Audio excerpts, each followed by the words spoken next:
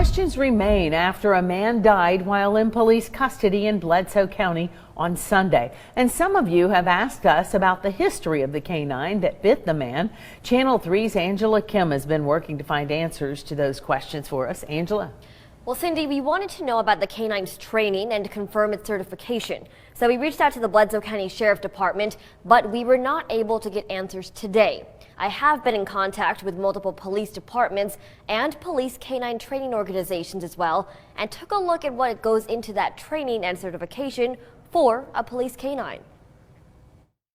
Now we're waiting for the body to be brought back and go from there with no answer still. And it's very hard to swallow that pill. When we spoke with Stacy Songer, all her and her family wanted were answers about how 42-year-old Chad Songer died. He was in police custody after being bit by a canine and taken to the hospital. Now some viewers have questions about the history of the canine that was on the scene and if it had proper training. Don Slavic with the United States Police Canine Association says police canines typically go through months of training and certifications. The dogs are also required to get certified on a yearly basis. You want a dog that can go out at any context and perform or not, or just walk around. Slavic says the police canine will undergo a wide variety of scenarios. The adjustment to stress is then applied to the field. The certification is for the team. It's for the canine and the canine officer together. So if they separate, then they're not certified anymore. But Slavic says that certification doesn't mean training is complete. He says the environments a canine can be put in are endless and requires these yearly certifications. That's the test. How do they handle stresses?